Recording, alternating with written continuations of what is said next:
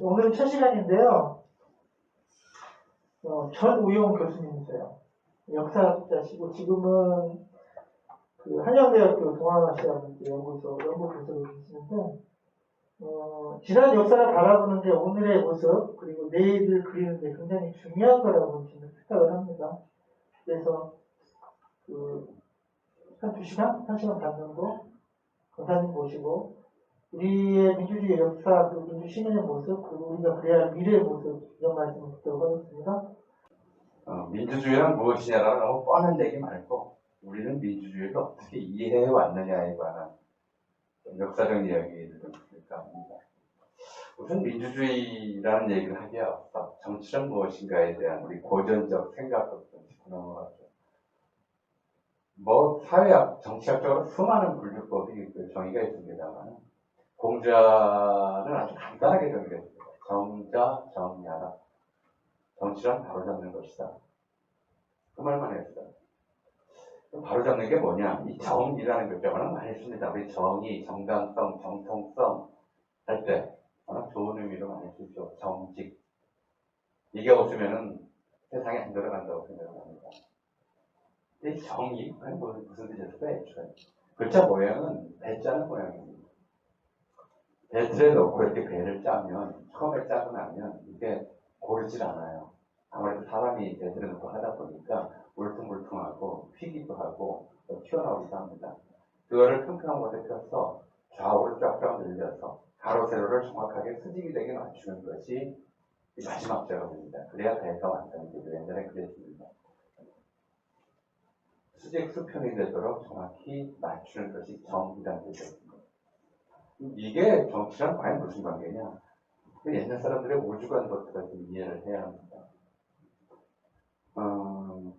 구석기 시대부터 아마 그랬을 거예요. 인간이 떠돌아다니면서 노숙 생활을 했습니다. 인간을 인간으로 만든 것이 무엇이냐?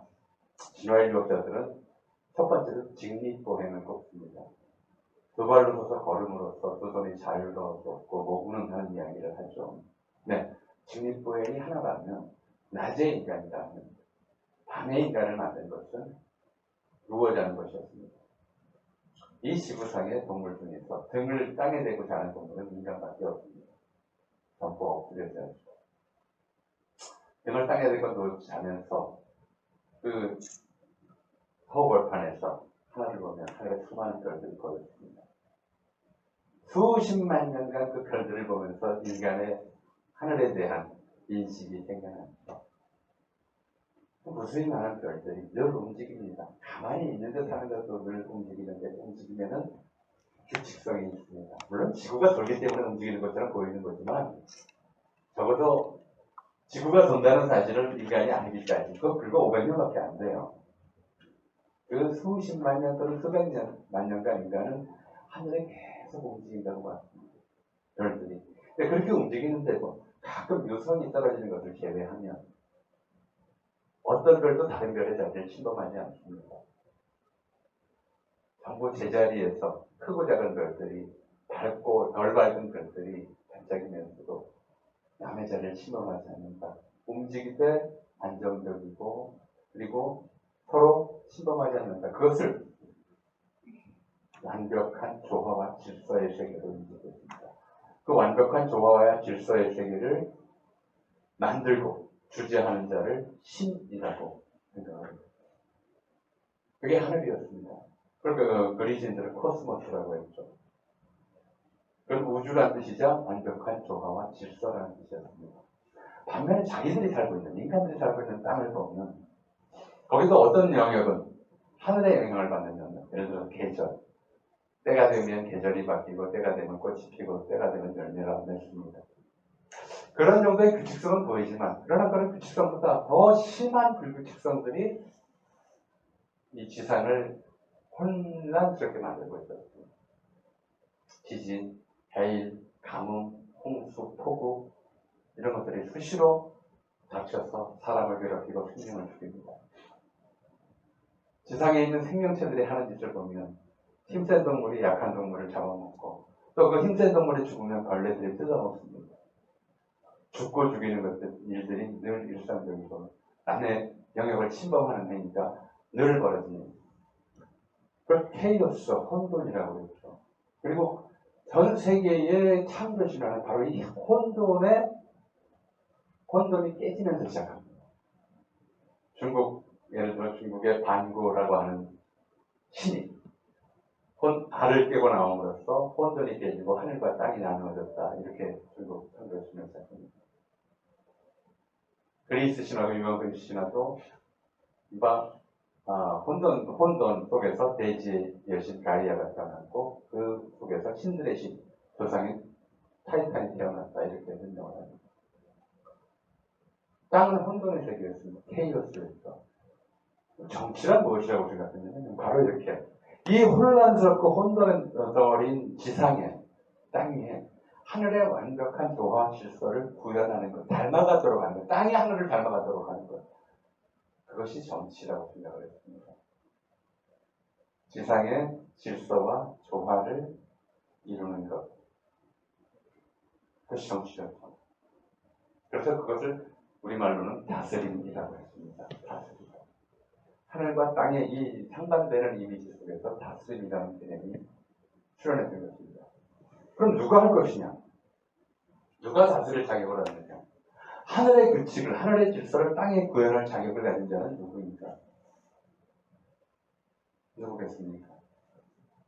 신의 아들이거나 신의 대리인이거나 신의 지명을 받은 자만이 가능하다고 생각합니다. 동아시아에서는 황제를 천자라고 불렀습니다. 신의 아들, 하늘의 아들이라는 뜻이죠. 유럽에서도 마찬가지 개념이었습니다. 신들의 뜻에 따라서 다스리는 것이었고, 그리고 그것이 확신, 좀 더 구체화되면 이제 예수 그리스도가 하나님의 아들 예수 그리스도의 뜻에 따라서 세상을 다스리는 것이 왕들의 책무라고 생각했습니다. 중세. 다스리는 자는 인간이 되는 것이 아니라 인간 속에서 나오는 것이 아닙니다. 신의 선택을 받은, 신의 지명을 받은, 또는 신의 아들인 자가 그에게만 정치할 권리가 있다고 생각했습니다. 그게 고대와 중세의 정치입니다. 왜?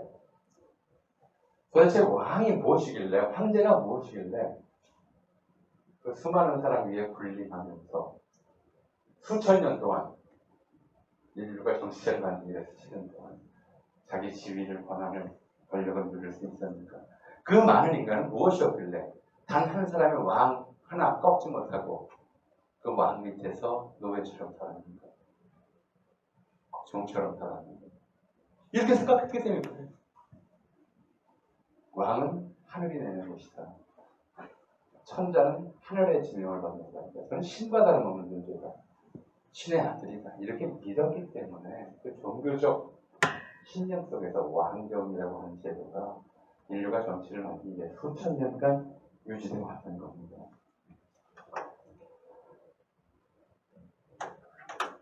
그리고 이 왕정이라고 하는 것은 인간 사이의 또 다른 구분법을 만들어냅니다. 인간 사이의 또 다른 구분법. 자, 남의 나라의 신화 얘기할 것 없이 우리나라 신화로 좀 바로 들어가 보죠. 다들 아시는 내용이에요. 그냥 읽어보겠습니다. 단군신화 기편에 나오는 이야기예요. 고기에 다음과 같이 정합니다. 옛날에 판인, 이건 하늘의 신입니다. 하늘의 신이죠. 하늘 전체를 다스리는 왕입니다. 판인의 서자인 판운이 천하라고 하는 것은 하늘 아래입니다. 지상과 같은 뜻이죠. 천하의 뜻을 두어 널리 인간 세상을 구하고자 하였다. 이걸 홍익인간, 우리나라의 교육 개념이죠. 아버지가 아들의 뜻을 알고 3일 새벽을 내려다 보니 인간을 널리 이롭게 할 만하였다. 이에 천부인 세계를 주며 가서 다스리게 하였다. 판운이 무리 3,000명을 건리고 태백산 정상의 신장수 밑에 내려와 신실하였다. 자, 판운이 거느린 무리가 있습니다.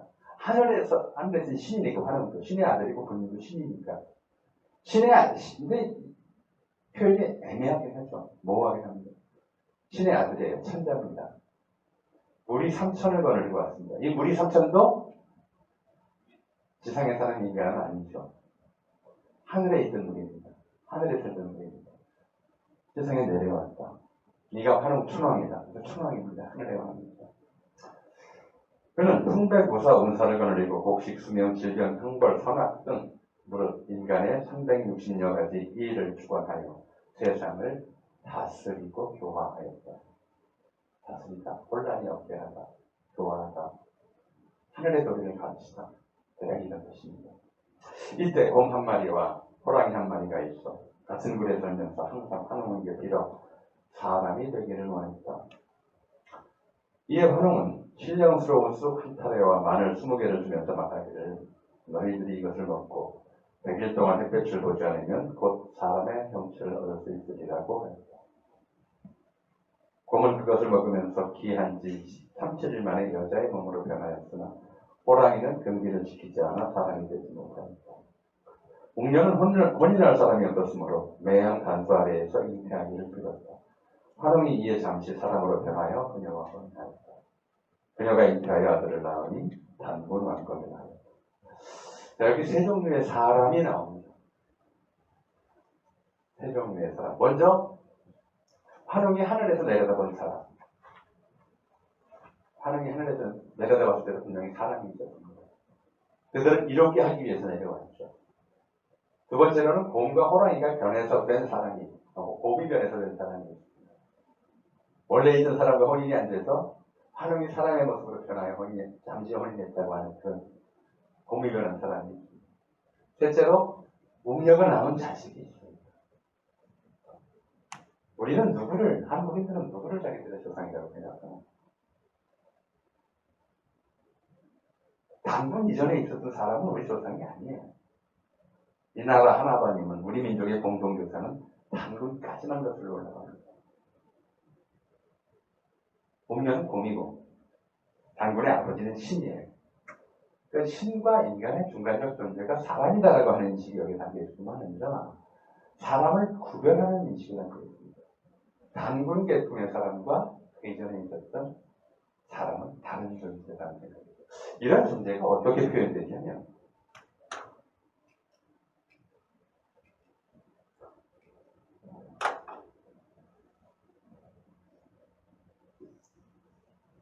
무슨 뜻이었냐면 고대의 지배자와 피지배자를 각각 상징하는 개념이었습니다.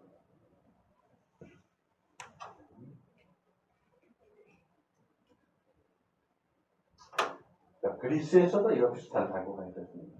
데모크라시의 어원이 데모스와 크라시 합친 말이다. 민주주의가 상식적으로 알고 있죠.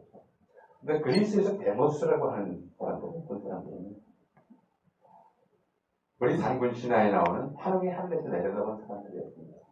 신석기 시대 갓 농경을 시작한 그런 사람들이었습니다.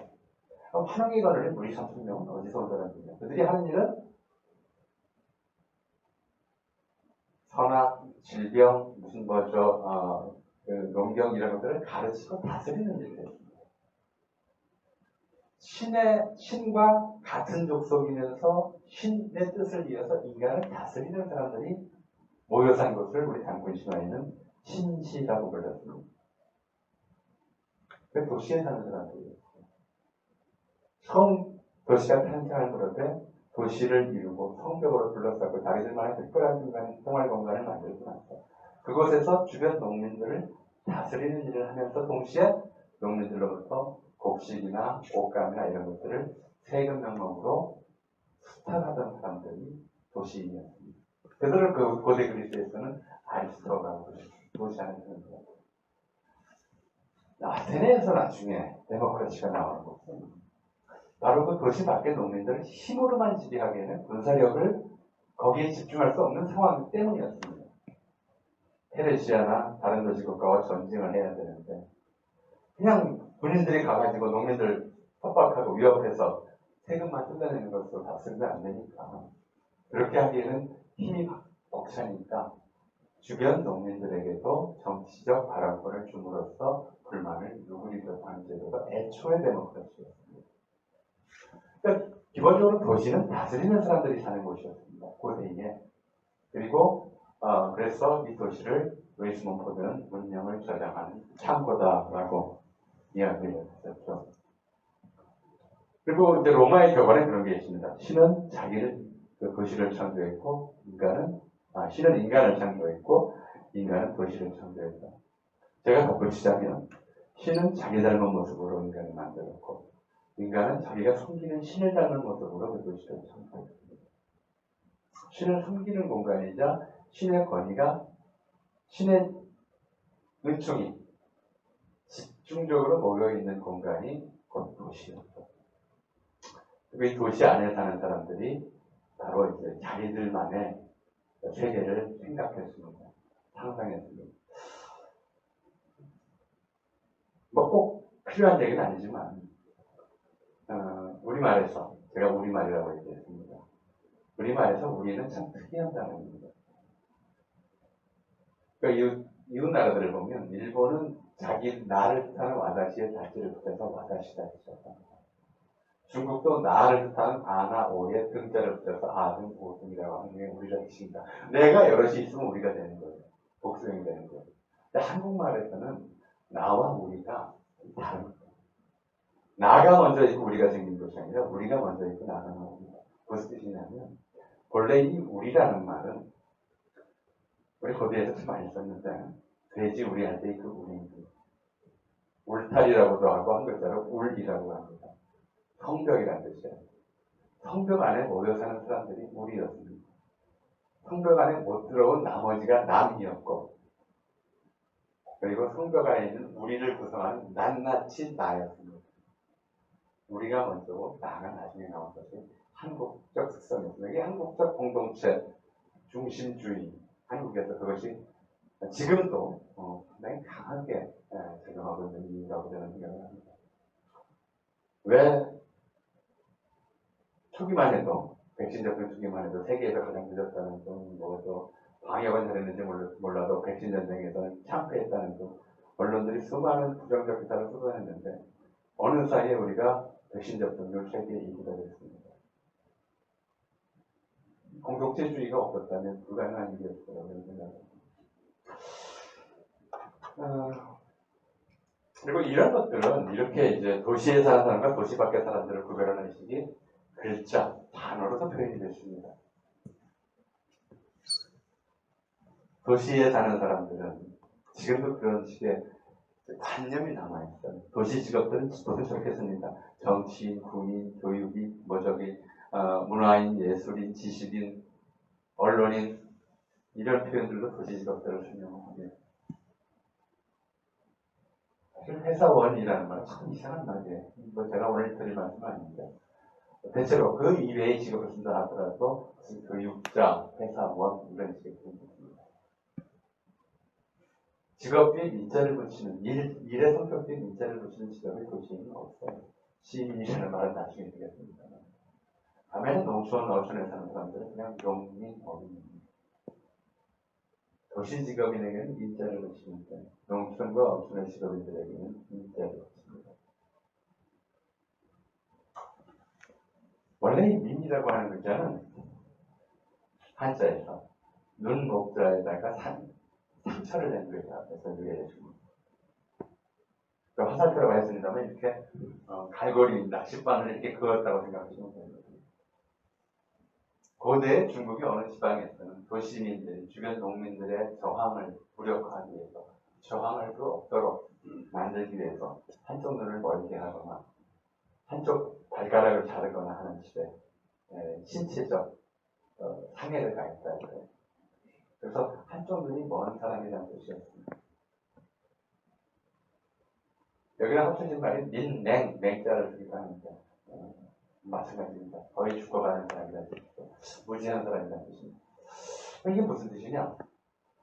논어가 공자 말씀을 적어놓은 책인데 논어의 그 많은 내용 중에 한 문장에 인과 민이 같이 들어간 문장은 저거 하나가 있습니다.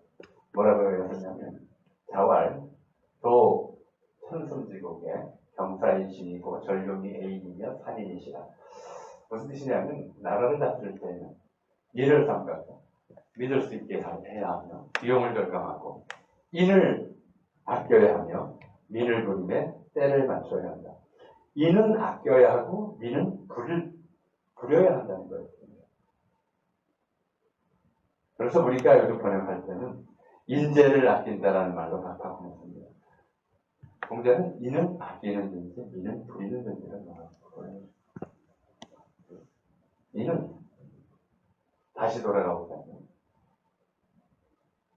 우리 건국신화에서 도시 안에 살았던 사람들, 지배자이고 전문가이며 교양인이고 지식인이고 무엇보다도 왕을 섬김으로써 하늘의 천명에 봉사하는 사람, 이것이 인이라는 뜻이었습니다.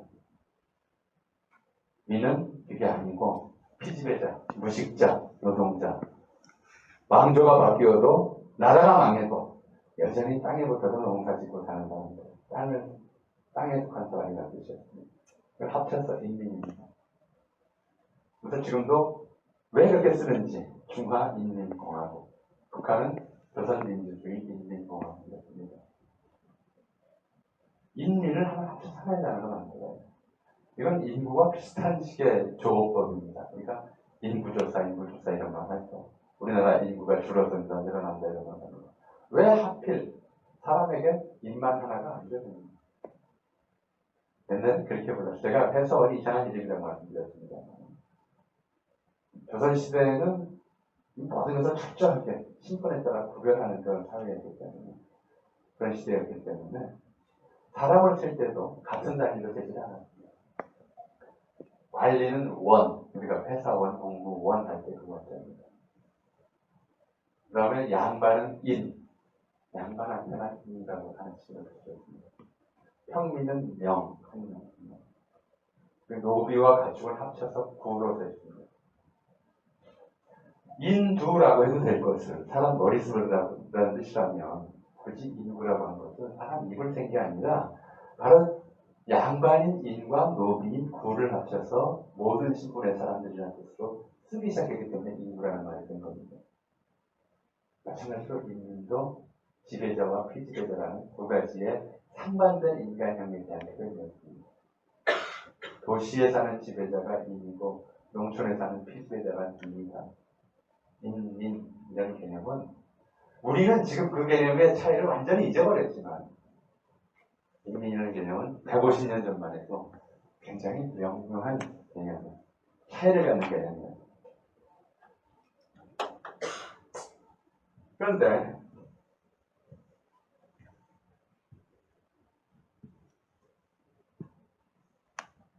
1876년 개항을 전후한 시기에 유럽의 프랑스, 미국의 또는 아메리카 대륙의 미국이 민주주의 국가다라고 하는 정부가 국내로 들어옵니다. 이 민주주의를 번역한 사람들은 중국인들이었습니다. 번역을 잘못했어요. 잘못했는데 결과적으로 대단히 통찰력 있는 번역이 되어버렸어요. 왜 그러냐면 원래 영어에 우리가 주의라는 걸 붙이면 전부 이즘이라고 끝내는 단어들의 주의라고 있습니다. 소셜리즘, 사회주의, 내셔널리즘, 민족주의, 캐피탈리즘, 자본주의, 페미니즘, 여성주의, 모더니즘, 근대주의 이런 식으로 번역을 해요.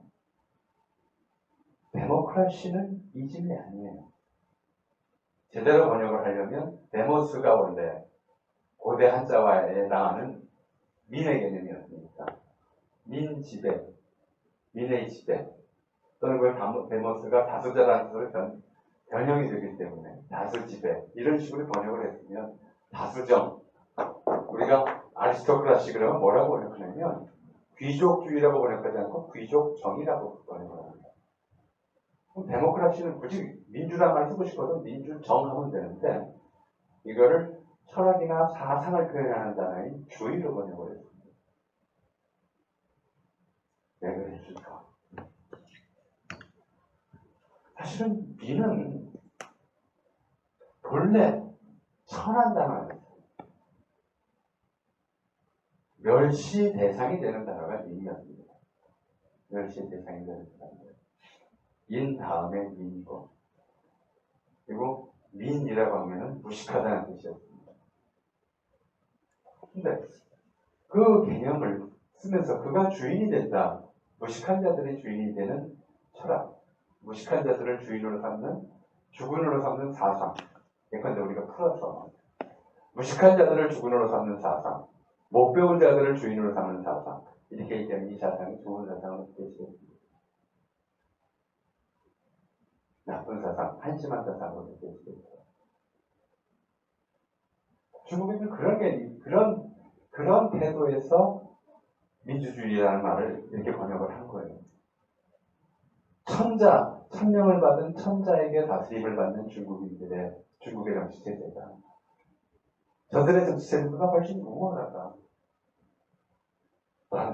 그런 생각을 표현하기 위해서 민주주의로 번역을 했던 거죠. 우리도 마찬가지였습니다. 처음에 민주주의란 말을 썼을 때 당장 민주주의라고 했을 때 그 통치자를 뭐라고 불러야 할 것이냐. 원래 통치자는 천자 아니면 왕이었습니다. 모두가 천명을 받은 특별한 존재라는 그런 관념에 입각한 개념이에요.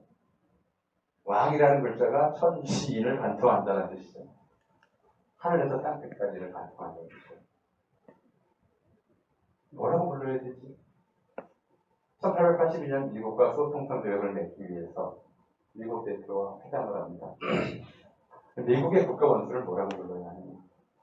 그의 조영원에 뭐라고 썼냐면 대조선국 대군주와 미국 미리견국이었어요. 우리 한자로 미리견국. 당시 미국에 아니라 미리견국이라고 했습니다. 미리견국 백리제천석이라고 했습니다. 쓸 말이 없으니까 프레지던트를 한자 발음으로 옮겨서 백리제천석이라고 적은 거예요. 예수를 어떻게 써야 될지 몰라서 야서로 적은 것이나 또는 그리스도를 어떻게 적어야 할지 몰라서 그냥 기독이라고 적은 것이나 마찬가지의 번역이었던 거죠. 중국인들이 한동안 백리제천석이라고 했어요. 일본인과 한국인들도 마찬가지입니다. 프레지던트를 뭐라고 써야 될지 모르니까 이건 왕은 아니니까. 그리고 이걸 우리들끼리 이해할 수 있게 설명할 때에는 추장이라고 썼습니다. 그냥 부족의 장이라는 거죠. 추장, 미국 추장이에요. 대통령이라는 말을 만든 건 일본인들입니다. 일본인인데 이 대통령 앞에 통령이라고 하는 것은 한중일 삼국에 모두 있었던 벼슬 이름이었어요. 우리나라의 경우에는 수군에서 배 8척을 지휘하는 중간 지휘관을 통령이라고 불렀습니다. 중국에서는 8기의 중간급 군 지휘관을 통령이라고 불렀습니다. 군 지휘관입니다. 통령이라는 이름이 있습니다. 그것도 분명해요. 여기에서 지금 우리 소련통령 대령이 나왔거든요. 대통령이 상글자만큼 대령입니다만 그 정도급이었어요.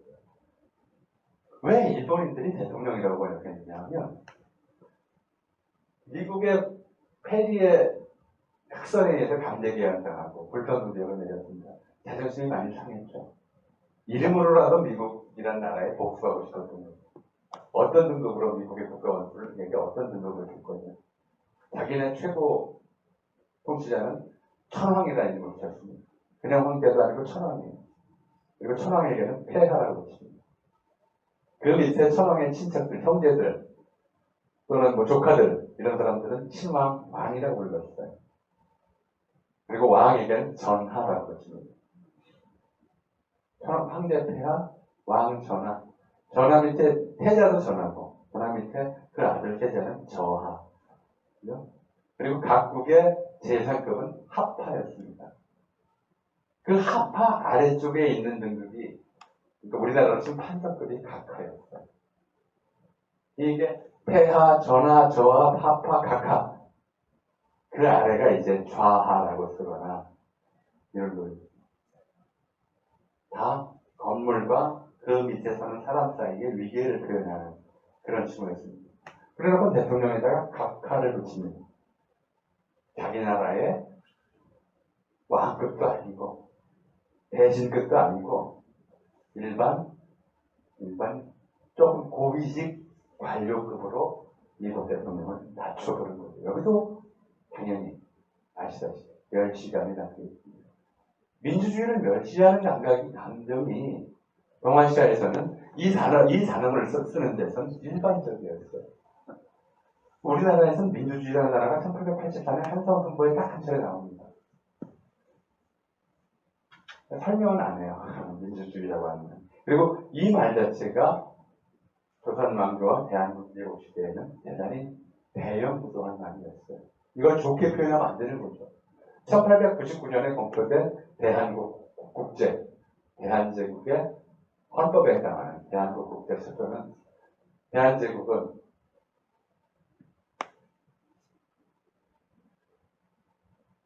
500년 전례하시고 항만년 연속하시고 그러니까 500년 동안 유지되어 왔고 앞으로도 만년 동안 유지돼 지속될 세계 만국이 공인하온 바 전제 군주국입니다라고 합니다.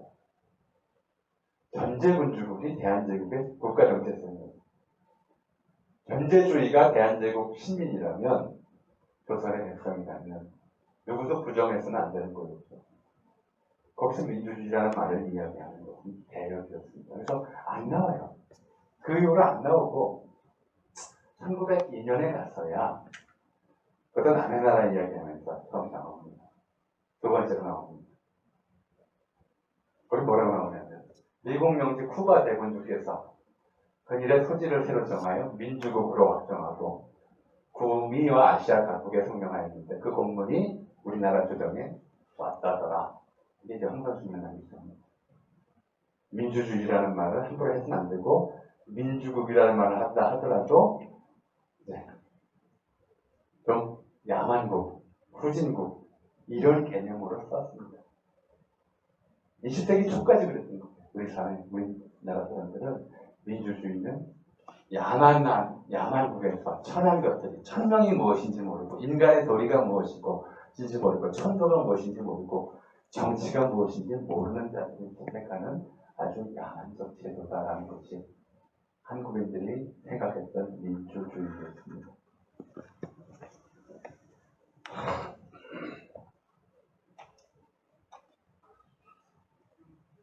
근데 막상 그 야만국인 줄 알았던 미국에 1883년 조선의 보병사가 가서 직접 보고 옵니다. 앞에 사진을 잠깐 말씀을 안 드렸는데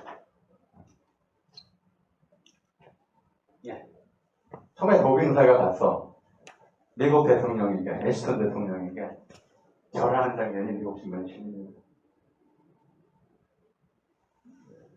이게 무슨 일인가 하고 내다보죠. 무릎을 꿇고 본래 절이라고 하는 걸 우리는 인사라고 합니다. 인사하고 다니자, 인사성이 바르다, 인사 잘하자 이런 얘기 많이 합니다. 사람이 하는 인사란 뜻이죠. 사람이 왜 인사를 해요? 그게 왜 인사입니까? 그것은 굉장히 오래된 전 세계 보편의 인간 특성이에요.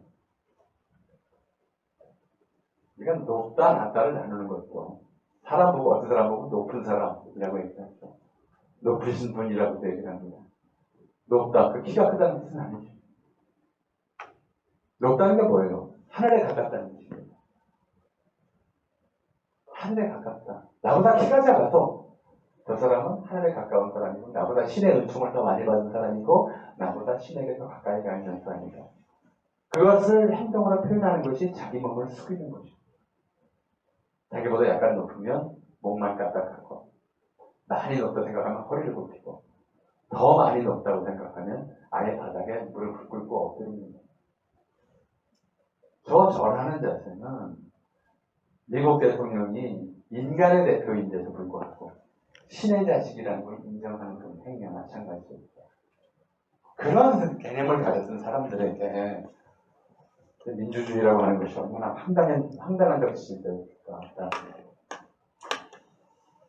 근데 미국을 막상 가서 봤더니 사람들이 오히려 잘 살고 문명이 발달했고 그렇다는 겁니다. 야만국이라고 생각했는데 정치가 무엇인지 모르는 야만국이라고 생각했는데 오히려 군주제보다도 더 좋은 세상을 만들어놨죠.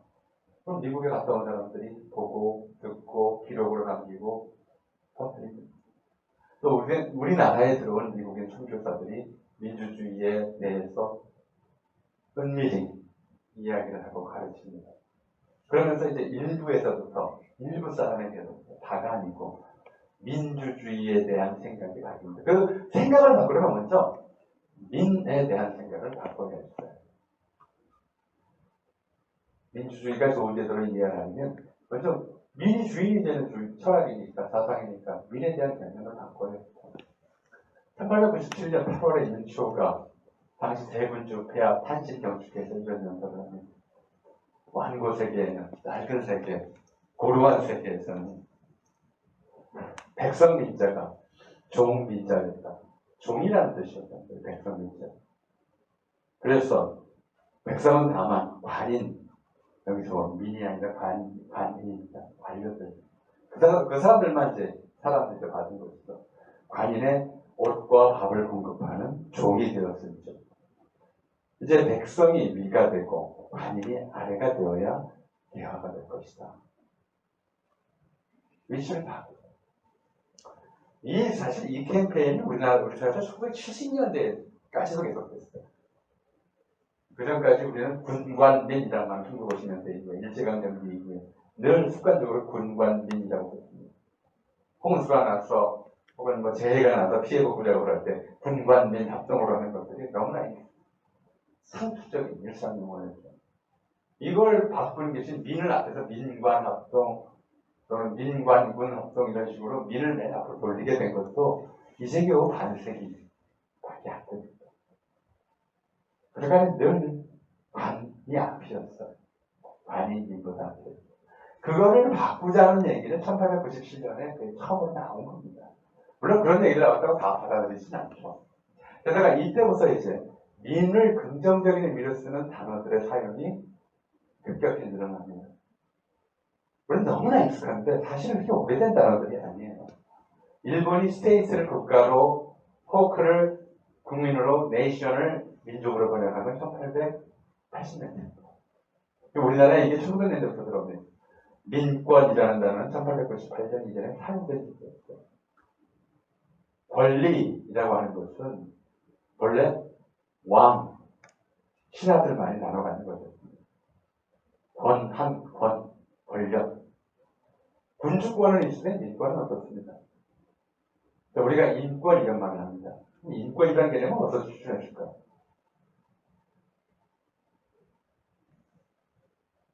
신권에 대립하는 데서 추출했습니다. 신을 부정하기 시작하면서 인권이라는 개념이 튀어나옵니다. 천부 인권. 그래서 완전히 부정하지 못해서 신이 인간에게 권리를 주었다고 그렇게 주장할 수밖에 없었습니다. 원래 인간은 무권리한 존재라고 생각을 했어요. 신의 뜻에 따라서 운명이 결정되는 존재에게 무슨 권리가 있었겠습니까? 민권이라는 말을 쓰면 이건 다시 관권이나 인권과 대립하는 개념으로 인식이 돼야 그런 말을 쓸 수가 있습니다. 요즘엔 동물권이라는 말도 나옵니다. 심지어 동물권이 나오려면 그것도 이제 인권에 대입하는 개념이죠. 인간의 행위를 동물에 대한 행위를 억제하자는 것이 동물권 보호잖아요. 인간이 동물을 마음대로 했었는데 이제 자기 마음대로 동물을 마음대로 뭐 기르거나 죽이거나 하지 못하게 하자. 이게 동물권 보호잖아. 그럼 인권을 얘기하려면 신권을 억제해야 되는 것이고 민권을 얘기하려면 관권을 억제해야 한다는 얘기가 되는 겁니다. 이런 생각이 우리나라에서 나온 것이 공식적으로 나온 공개적으로 표출된 것이 1898년입니다. 민족 이것도 1900년에 처음 생겨난 겁니다. 처음 사용된 겁니다. 왜? 민족이나 종족이나 부족이나 뭐 여러 가지 종족 같은 말들이 있었지만 그 종족을 대표하는 주체가 왜 인족도 아니고 민족이냐.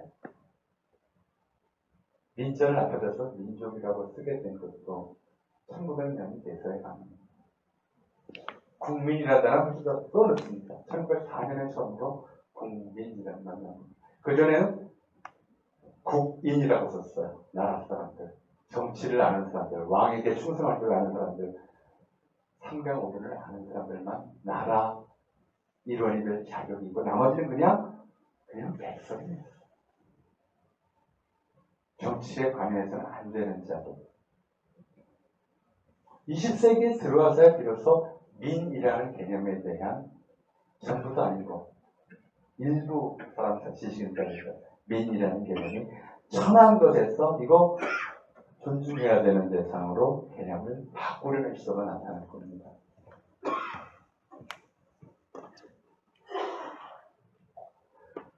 그리고 이 시도를 일종의 이벤트로서 아니면 상징적으로서 보여준 것이 1898년에 두 차례에 걸친 큰 만민공동회였습니다.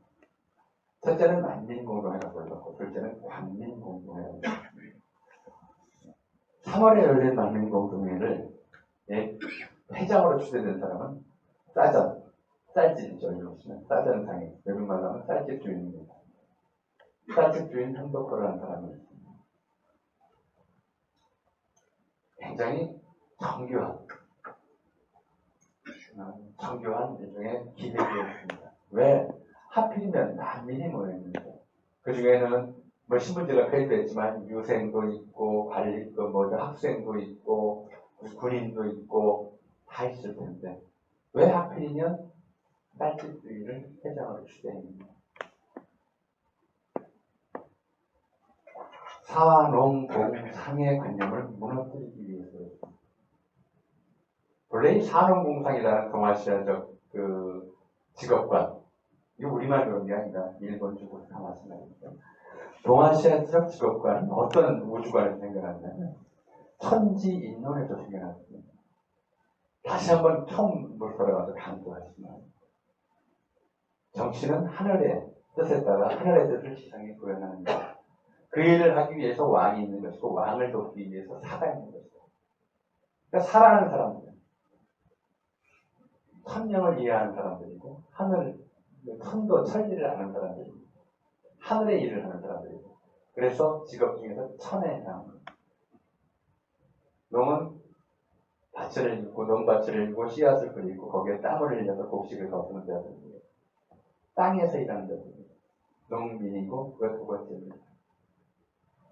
천지의 양 공이란 뭐 하는 사람들이냐 농산물이든 아니면 자연에서 제출한 물건이든 이것을 사람의 손으로 가공해서 다른 형태로 바꾸는 사람들입니다.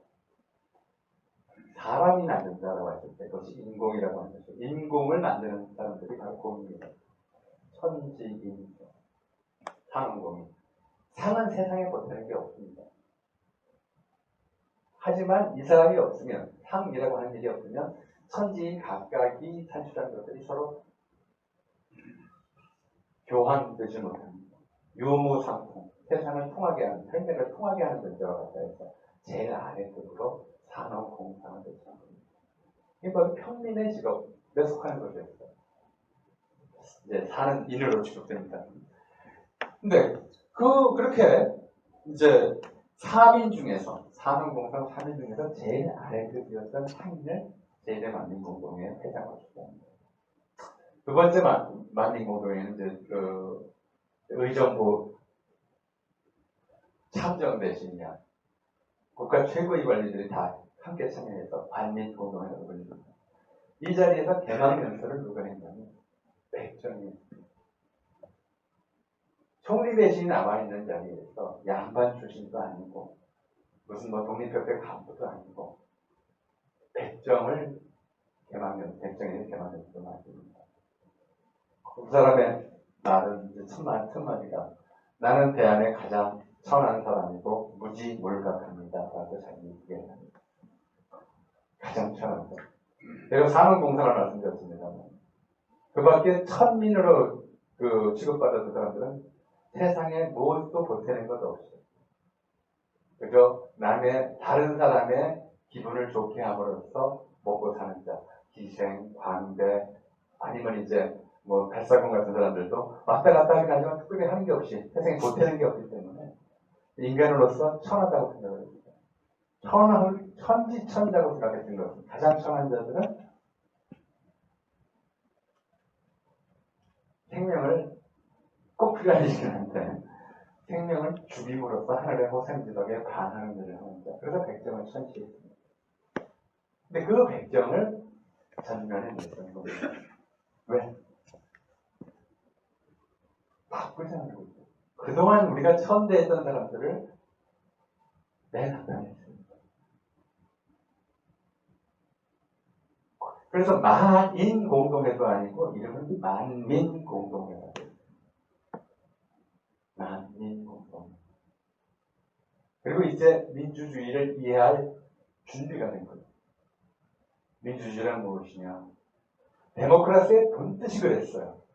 데모크라시의 본뜻이 그랬고 도시 안에 있는 지배자가 아니라 그 인구는 19세기까지도 도시 인구는 전체 인구의 10%에 이달했습니다.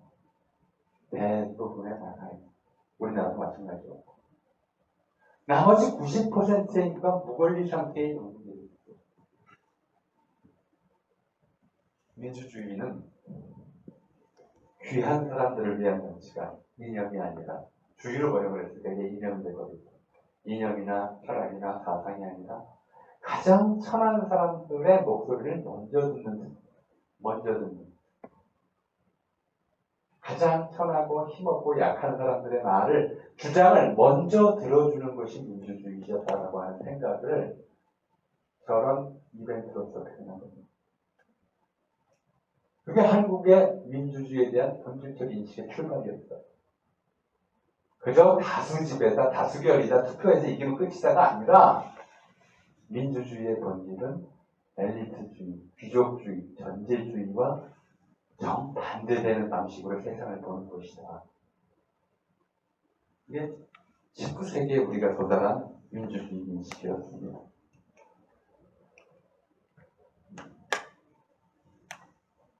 저런 생각 때문에 독립협회가 고종에게 탄압을 받았던 거죠. 그리고 독립협회 반대자들은 독립협회 주모자들이 황제를 몰아내고 민주주의를 하려고 한다고 모함을 하고 있었습니다.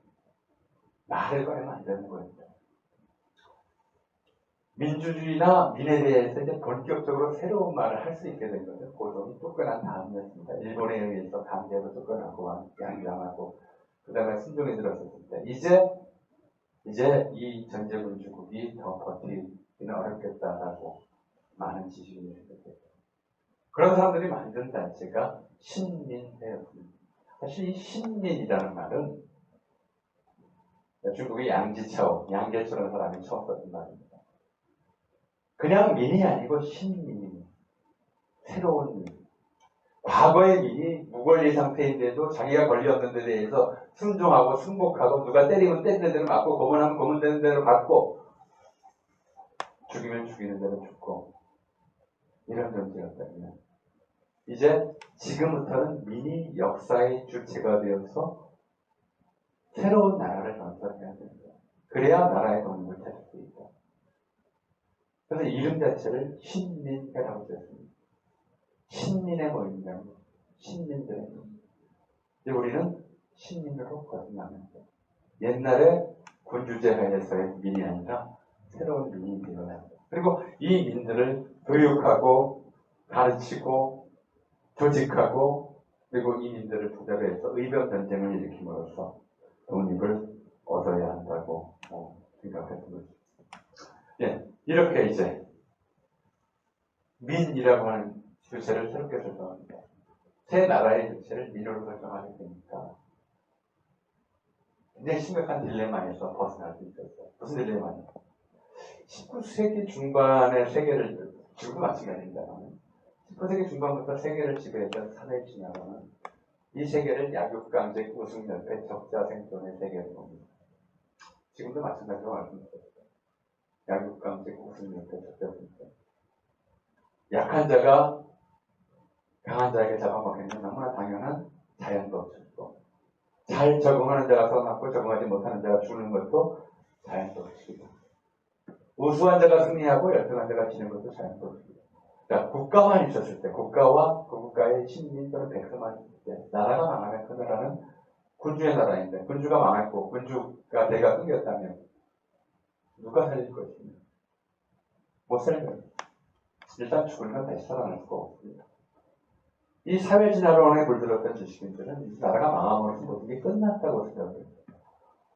근데 새로운 주체로서 민을 상징했던 사람들은 이제 국가와 민족을 분리했던 것이죠. 국가는 망했어도 민족은 살아있고 민족이 살아있는 한 국가를 다시 지을 수 있다. 이런 생각에 3.1운동 이듬해에 3.1운동 때는 건 다음에 말씀드리겠습니다. 3.1운동 이듬해에 김영준이라는 사람이 이런 생각을 노래만으로 만든 것이 유명한 동선합니다. 우리에게는 홍남파 작곡으로 더 많이 알려져 있지만 사실은 김영준 작사를 기억해야 합니다. 저는 그렇게 생각을 합니다. 가사 내용에 이런 게 있어요. 북풍 한살 찬바람에 내 형체가 없어져도. 이건 형체는 국가네요.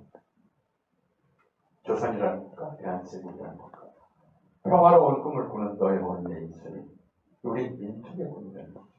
우리 민족을 혼입니다. 화창스러운 봄바람은 환생기를 하는 거예요. 세계 정세가 달라지면 우리는 반드시 다시 살아날 수 있을 것이다. 국가와 민족을 다른 단위로 분리함으로 국가는 망해도 민족은 살아있고 민족이 살아있으면 국가를 찾을 수 있다고 하는 꿈이 한국인들 마음속에 생각합니다. 이건 민을 재발견했기 때문에 가능했던 일입니다. 우리 애국가가 누가 작사한 것이냐에 가지고 아직도 논란이 계속되고 있습니다. 나중에 친일파가 된 윤치호가 작사했다고 기분 나쁘니까 안성호 작사다라고 주장하는데 그런 좀 논란 때문에 사실이 있어도 제대로 이제 알려지지 않는 거죠. 굳이 보자면 무궁화 386 화려강산으로 시작하는 뒷부분은 윤치호 작사가 맞습니다. 근데 동해물과 백두산으로 시작하는 앞소절은 안창호가 개사. 윤치호한테 허락을 구했다고 그래요. 원래 윤치호가 만든 건 대한제국 시대에 만든 애국가입니다. 그냥 애국가예요. 나라 사랑하는 노래이고. 첫 소절은 이렇게 됩니다. 성자신선 500년은 우리 황실이요. 이건 뭐 영국처럼 아직도 황제의 나라, 제국, 왕국을 이긴 나라에서는 늘 첫 소절이 신이여 우리 여왕을 보호하소서 이런 걸로 시작합니다. 황자신선 500년 우리 황실이요. 산고수려 동반도는 우리나라에서 황실이 앞이고 충군이 앞이고 그 다음에 우리나라 애국이 뒤입니다. 충군 애국 가상 원래 19세기까지는 애국 앞에 충분히 있었습니다. 황제를 위해서는 만세를 부르고 태극기를 위해서는 천세를 부르는 것이 당시의 관행이었습니다. 국가는 황제보다 아래입니다. 황제의 소유니까. 근데 그걸 떼버린 거예요. 나라가 망했으니까. 망하고 애국을 하기 위해서는 이제 황제라는 존재를 지워버리자라고 하는 것이 한국을 생각했습니다. 미국에서 살았으니까 더 민주주의에 대해서 이해했죠. 그래서 가사를 바꾼 겁니다. 동해물과 백두산이 말을 닿도록 하느님이 보호하사 우리나라는 이제 신의 대리인 황제가 없습니다.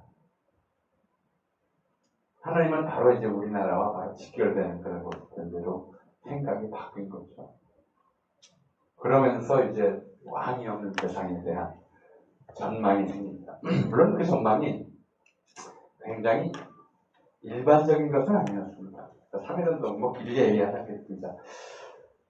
김일성의 선언서가 이렇게 들어갑니다. 5등은 자의 조선의 독립국인과 조선인의 자주민 힘을 삼아하노라. 5등은 우리들이라고 했습니다. 그 5등이 누구냐?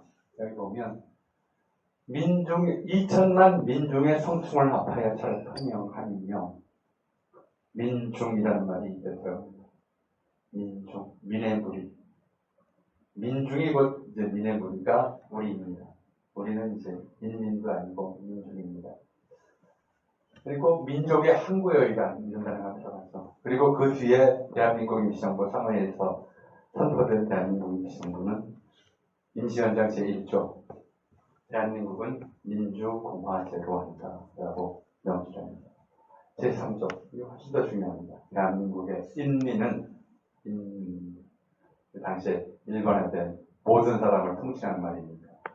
남녀, 귀천 및 진부의 계급이 없고 일체 평등하다. 프랑스에서 여성 참정권을 인정한 것이 1949년입니다. 프랑스에서조차도 공화국의 원조, 혁명의 나라인 프랑스에서조차도 여성 참정권을 인정한 게 1949년입니다. 1919년에 선언을 했어요. 1948년 재헌의 선거에서도 여성 참정권을 인정했습니다. 안 됐어요. 대단히 상고적이고 선각적인 주장입니다. 그런데 진짜 그 민중은 어떻게 반응했느냐? 당시 독립운동가들, 선각적 독립운동가들, 이제 나라가 독립하면 민주공화제로 할 수밖에 없다. 이제 왕이 없는 세상에 대한 전망을 세웠으니까 왕이 없는 나라를 실제로 만들어야 되겠다고 작정을 했지만, 생각을 했지만 대다수 민중은 그렇지 않았습니다.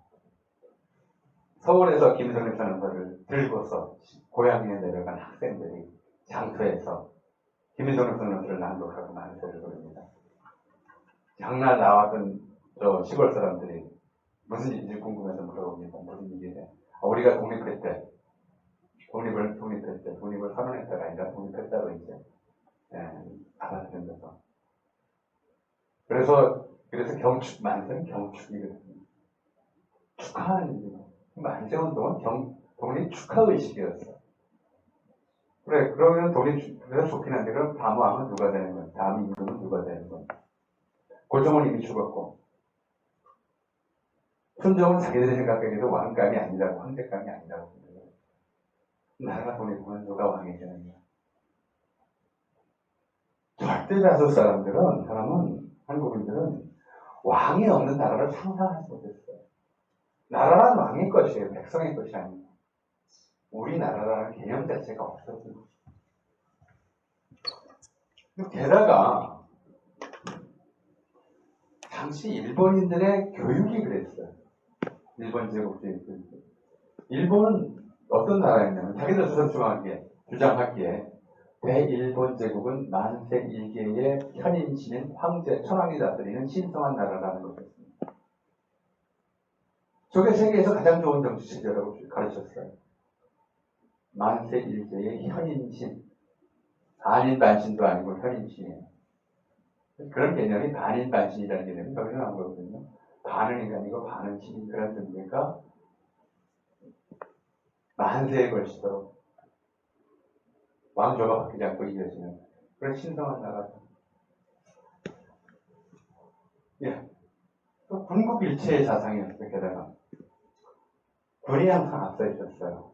얼마 전 이제 일본 도쿄올림픽 때 일본인들이 응원하러 나오면서 우길기를 들고 나오는 걸 보고 우리나라 사람들은 분노했는데 IOC는 그냥 허용해버렸죠. 납득할 수 없는 행동이었어요. 왜냐하면 이 우길기는 그냥 일본의 상징이 돼버렸지만 원래 일본 군기예요. 군기.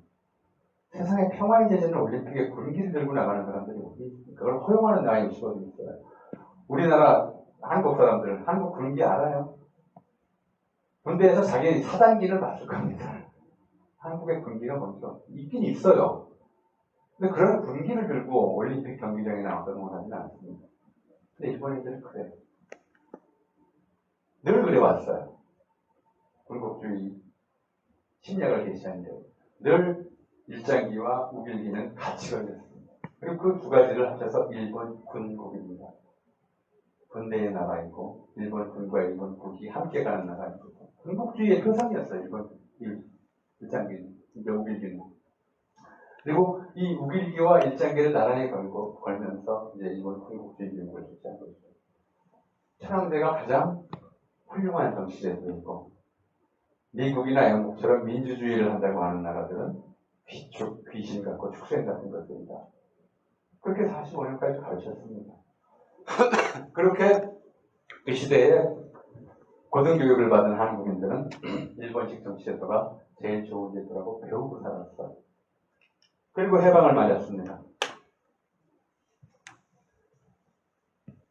해방되고도 민주주의라고 하는 것은 굉장히 혼란스러운 개념이었어요. 이제 확 바꿔야 했습니다. 미군정이 시작되고 미국이 민주주의 제도를 시행하는 나라이고 그리고 모든 이제 일본 군국주의의 식민지적으로 왜곡되어 있었던 제도와 정치, 질서, 사회 전체를 민주주의적으로 개조, 개혁해야 한다고 하는 것이 당대의 지배적 담론이었습니다. 그런데 민주제도로 바꾸자, 민주적으로 하자 이런 말을 하는데 민주가 뭔지 모르고 어떻게 민주라는 말을 했어요. 당장 헌법 제정할 때 한번 좀 보죠. 헌법 제정위원들, 기초위원들의 초안은 이거였습니다. 헌법 전문이, 대한헌법 전문이 유구한 역사와 전통에 빛나는 우리들 대한 주어를 뭐라고 쓸 거냐?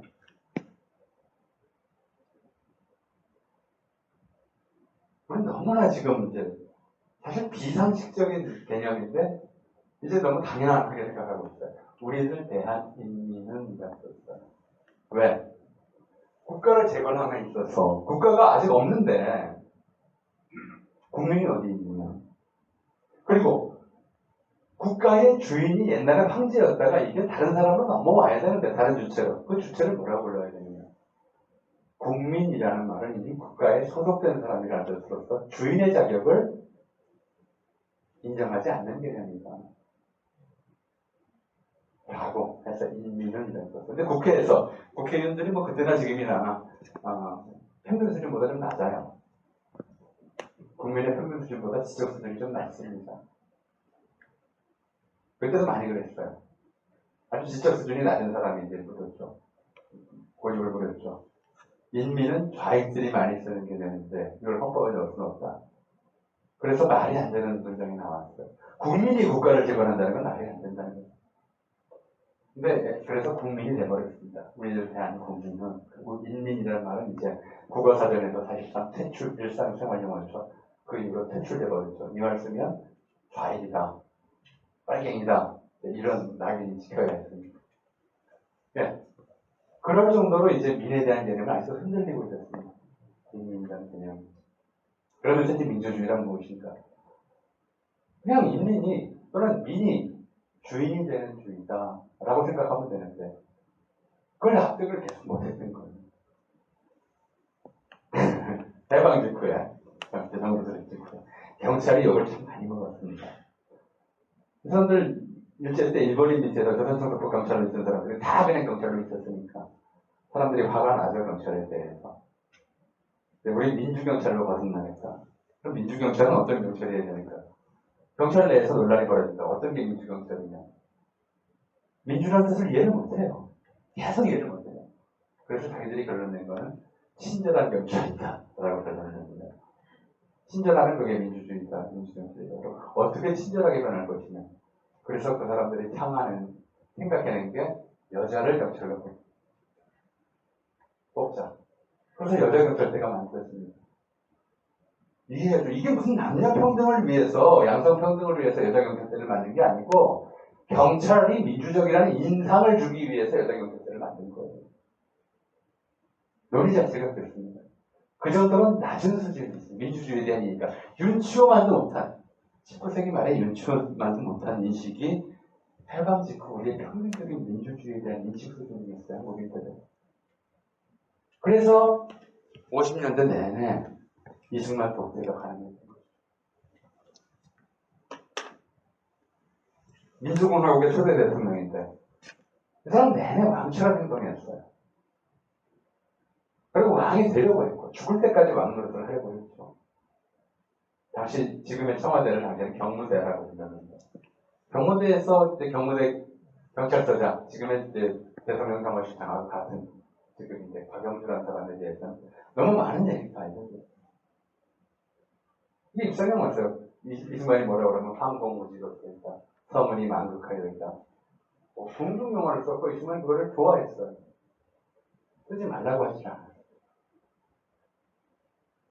밖에 알려지기로는 이승만이 감기를 꼈더니 각하 시원하시겠습니다라고 했다는 신성모의 그 희대의 아첨 발언이 복방병원의 아첨 발언만 들어져 있지만 4.19하고 3.15 부정선거의 주무장관이었던 내무부 장관 최인규가 이제 체포됐다가 5.16 집회 사형선고를 받습니다.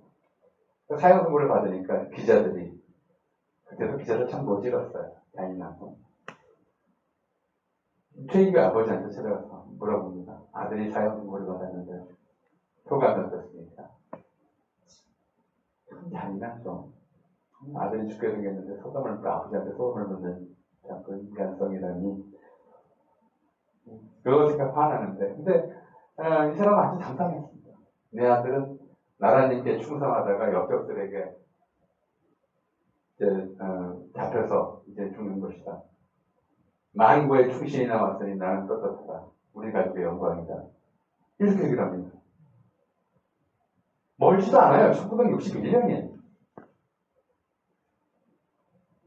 내 아들은 나라님께 충성하다가 역적들에게 잡혀 죽게 되는 것이다.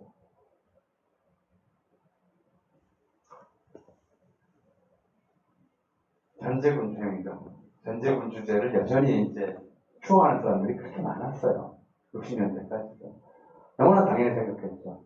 그래서 이승만 국부라는 개념이 만들어지고, 민주국가에 무슨 뭐 아버지가 어디 있어요. 국가의 주인이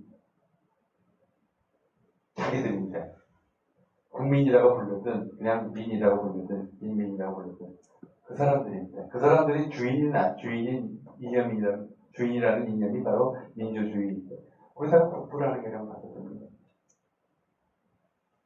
뭐, 심지어 반인반신 같은 일본 천황에 대한 개념도 같이 끌어다 대기도 하고, 최근까지도 있는 거거든요. 민주주의 교육이 제대로 안 된 거죠. 그러니까 4.19를 보면, 이게 이제 당시 서울대 물리대학생의 이제 4.19 선언문이었었는데, 제가 잘못 가져왔는데, 다른 걸 가져올 걸. 당시 한성여중 2학년이었던 진영숙, 14살이에요. 우리가 민주주의를 지키겠다고 엄마한테 유서 쓰고 나갔다가 총 맞아 죽습니다. 거기 4.19 묘지에 묻혀있어요. 14살. 어른들은 뭐하고? 14살, 20살, 많아야 21살, 16살, 17살 이런 애들이 나가서 민주주의를 지키겠다고 시위하게 만듭니다. 어른들은 뭐했고?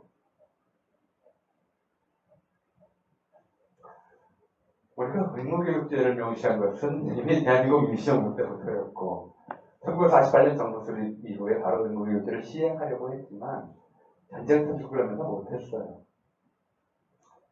의무교육이 그나마 정상적으로 시행되기 시작한 것이 1953년부터입니다. 그런데도 50년대, 54년뿐만 아니라 지금 60년대까지도 초등학교를 못 들어간 아이들이 많았어요. 진영숙이가 바로 진영숙이 1960년에 중학교 2학년이었으니까 바로 이 의무교육 제1세대입니다. 첫 번째 수혜자죠.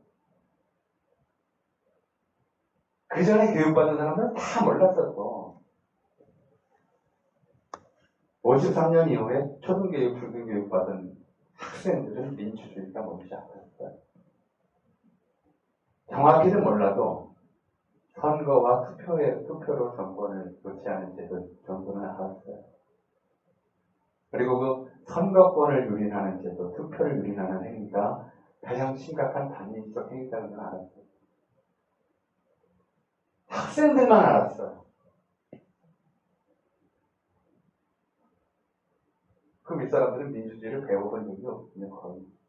민주주의가 좋은 제도라고 배워본 적도 없고, 민주주의가 무엇인지도 배워본 적이 없었기 때문에 학생들한테 나라를 맡겨야 해요. 그게 우리 사회의 수준이라는 거죠. 1960년대 우리 사회의 수준이었어요. 어른들은 뭐하고 학생들한테 민주주의를 지켜달라고 맡겨야 되겠죠. 자식들한테, 부모가. 생각해보면 참담한 일이죠. 그런데 학생보다 언제나 어른이 많습니다.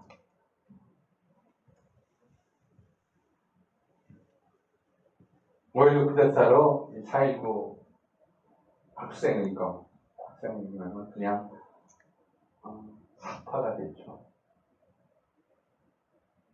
그 세대들의 꿈을 짓밟히고 다시 일제시대에 일본인들에게 교육받은 사람들이 정치 정권을 장악했습니다. 그리고 일본 군국주의적으로 나라를 만들려고 했습니다. 사실은 1970년대 한국 사회는 일제시대의 많은 부분 이제 재판이었어요. 사상표현, 집회결사와 같은 민주주의의 가장 기본적인 낮은 사람들, 낮은 지위에 있는 사람들, 그런 사람들의 목소리를 들을 수 있는 기회들을 다 박탈했었어요. 그리고 신민이라는 이름을 바뀌었지만, 국민을 바뀌었지만, 여전히 일제시대에 동원되던 방식으로 총동원 체제가 만들어집니다. 우리가 잘 아는 반사회, 1940년대 일본인들이 만들어 놓은 애국반사회를 부활시킵니다. 새마을운동 1930년대 조선정부가 시행했던 농촌진흥운동을 대체로 이름만 바꾼 거였어요. 그 70년대 다시 한번 다 기억하시겠습니다만 직장에서 일하다가 12시만 되면은 국민체조 시작 소리하고 옥상에 올라가서 국민체조를 했습니다. 이러다만 그밖에 없어. 국기에 대한 맹세질성, 국민교육 관련 재정이 다 일본의 통치기도 다시 부활시키죠. 그리고 그런 속에서 이제 민주주의에 대해서, 그리고 한국 사회에 대해서 왜곡된, 잘못된 인식법이 만연하게 됩니다. 민주주의의 반대말이 뭐냐? 70년대 교육받은, 70년대 박정희 시대, 이승만 박정희 시대 교육받은 사람들은 자연스럽게 민주주의의 반대말은 사회주의나 공산주의라고 나와요. 전혀 다른 범주의 개념인데, 소셜리즘의 반대말은 엄밀히 말하면 인디비주얼리즘이에요. 개인주의. 개인을 앞세울 것이냐, 사회를 앞세울 것이냐. 커뮤니즘의 반대말 정도가 이제, 사실은 이것도 이제 인디비주얼리즘이라고 해야 되지만, 그게 이제 캡탈리즘이에요. 마르크스의 생각으로는, 그 말을 만드는 사람의 생각으로는 자본주의에 반대하는 개념이 꼬민주의입니다. 사실 꼬민주의는 프랑스의 말에서 나온 개념입니다. 민주주의의 반대말은 원래 데모크라시이기 때문에 아리스토크라시, 오토크라시예요. 전체주의나 귀족주의의 반대말이 민주주의지, 이게 반대말이 사회주의나 공산주의가 될 수가 없는데 그렇게 생각하는 거예요. 그렇게 생각하는 게 너무나 상식처럼, 몰상식이 상식이 돼버리는, 사회가 몰상식이었으면 몰상식이 상식이 돼버리는 거예요. 그게 한국적 민주주의였어요. 민중 또는 민의 생활이 아니라, 시민의 생활이 아니라, 그걸 중심으로 놓는 것이 아니라 반공을 제1의 가치로 삼는 그런 이데올로기를 민주주의라고 덧칠해버렸던 것이죠. 그리고 이게 이상한 이데올로기가 되었던 것이죠. 그럼 아무리 봐도 민주주의가 아니에요. 전 세계 어떤 나라를 봐도 유신체제 같은 그 포갑적 독재체제의 민주주의라는 이름을 붙이는 나라가 없다는 거예요. 과연 그건 어떻게 민주주의를 다시 이해할 것이냐, 만들어갈 것이냐. 이게 1960년대 말에 처음으로 이제 다시 이 단어가 부활합니다. 왜냐하면 인민이라는 단어는 쓸 수가 없게 되어버렸습니다. 그러니까 김희동님 선언서에 민중이라는 단어를 썼던 것처럼 이제 60년대 말에 처음으로 신학 영역에서 민중신학이라고 하는 말이 창안이 되고, 그리고 70년대 말부터 조심스럽게 민중이라는 단어가 새롭게 쓰이기 시작해요. 80년대 들어서 민중이라는 단어는 다시 불온한 단어, 쓰면 안 되는 단어가 되거든요. 그래서 많이들 쓰기 시작합니다. 그래서 특히 이제 1980년 광주 학살을 겪고 난 다음에, 전두환 어제 이제 노태우 씨가 사망했는데, 신군부의 광주 학살과 불사구대사를 경험한 다음에 이제 진짜 민주주의가 되면 민주주의의 주체를 새로 발견해야 된다 라는 생각들이 지식인들 사이에서 공유되는 거죠. 그러면서 민주주의의 주체로서 주체가 될 만한 민을 그냥 민 한 글자 쓰면 답답하니까, 사실은 한 글자로 써도 되는 걸 굳이 두 글자로 만드는 그런 방식은 일본식 조어법이었어요. 근데 그게 너무 익숙해져서 그냥 민 그러면 사람들이 이해를 못하니까 한 글자 더 붙여서 최남산이 그랬던 것처럼 민중이라는 단어를 만들었습니다. 그리고 1980년 광주 민주화운동은 이제 민중이라는 단어를 일반화하는데, 퍼뜨리는데 결정적인 역할을 했죠. 80년대는 민중이라는 단어가 굉장히 유행했던 시대입니다. 수많은 운동단체, 민주화 운동단체들이 만들어져서 민중이라는 말을 쓰고 주체로서 민중이 주인이 되는 대상, 이런 얘기들을 참 많이 했죠. 민중운동이니 민중단체니 민중항쟁이니 이런 단어들이 80년대, 1980년대 굉장히 유행을 했습니다.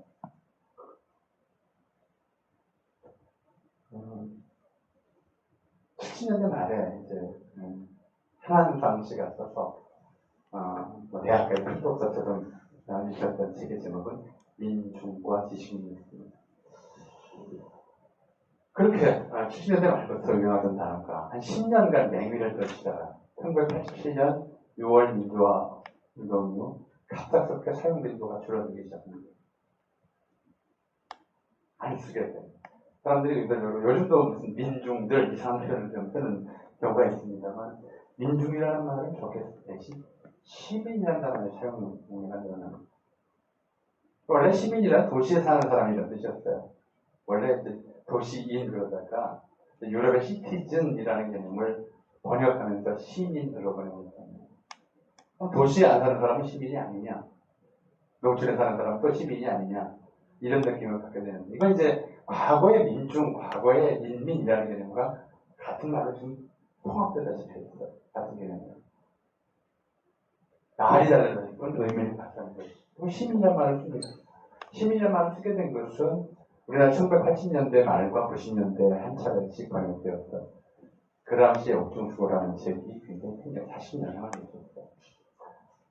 자, 그 사람은 이제 그 이탈리아에서 반파시즘, 반무솔리니 운동하다가 투옥돼서 감옥에서 입치됐었는데 그런 생각을 했어요. 마르크스주의에 따르면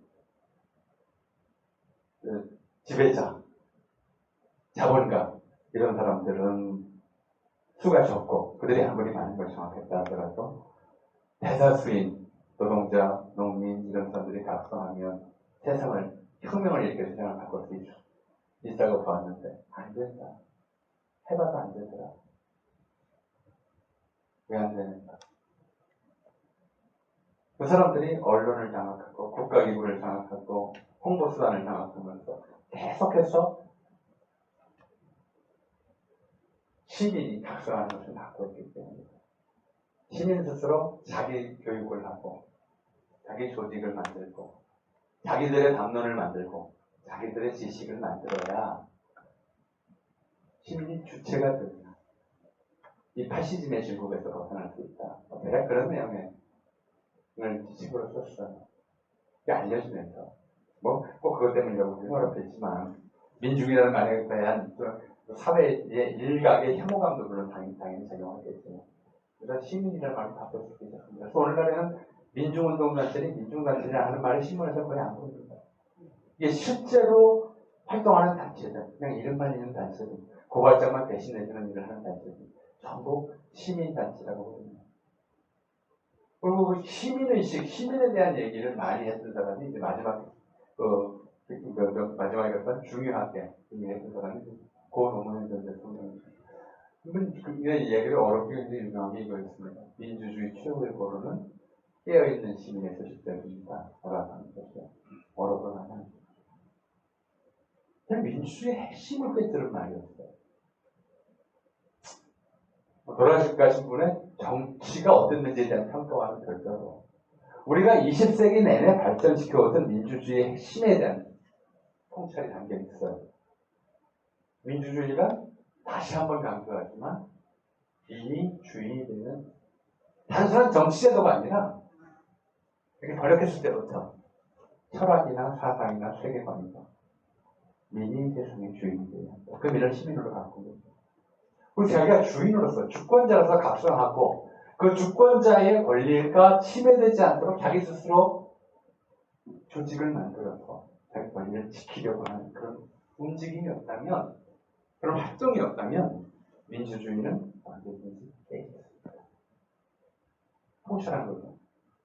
그람스키가 시민이라는 말을 만들었을 때 말을 쓰고 이른바 진지전이라고 하는 개념을 창안했을 때부터 생각했을 때부터 문제는 그거였어요. 언론이 시민의 편인 적이 있었는가? 그 당시에 이탈리아가 그랬었거든요. 그들은 돈의 편이었어요. 사실 언론인들은 돈 있는 자들이 부리는 하수인 것이었다. 그렇게 생각을 했어요. 그 당시는. 1930년대에 이 세상에 돌아다니는 수많은 메시지들 우리가 지하철에서 보는 광고 뭐 드라마에 나오는 스토리 이 모든 것들이 막 민주주의적이라기보다는 엘리트주의를 귀족주의를 정당화하고 찬양하는 그런 내용들로 채워져 있다는 게 그 사람의 생각이었고 그것을 극복하기 위해서 아무리 그 수많은 매체들이 항상 우리들을 공격하고 있는데 우리들을 지배하고 있는데 그러려면 스스로 생각하고 스스로 이야기하고 이야기를 나누고 서로 힘을 합치는 그런 시민들이 있어야 한다라는 것이 민주주의에 대한 노무현 전 대통령의 말씀입니다. 그래서 민주주의는 다시 한번 돌아갔다면 민주주의의 반대말은 엘리트주의나 전제주의입니다. 오토크라시 또는 아리스토크라시 대립해서 나온 말이 데모크라시였던 것이죠. 태생적 대립개념은 전제주의, 귀족주의고 그 귀족주의의 현대적 변형이 엘리트주의입니다. 이건 어느 사회에서나 지금 겪고 있는 문제예요.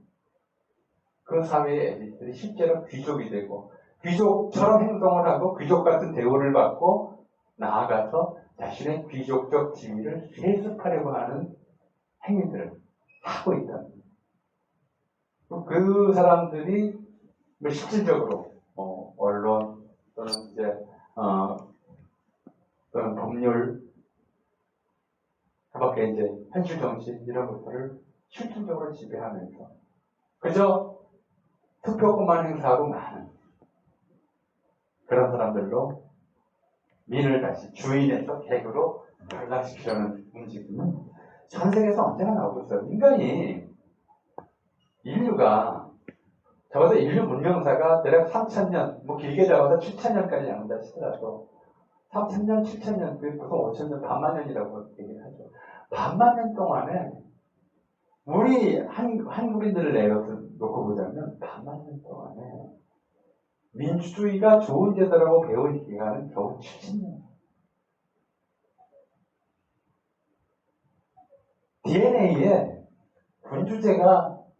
군주제 하에 민으로 살았던 그런 역사가 너무 깊게 되어 있어요. 잘 극복이 안 돼요. 지금도 그런 얘기들을 해요. 대통령은 하늘이 되는 것이다. 그래서 손바닥에 왕자 쓰기도 하고. 왕인가요, 대통령?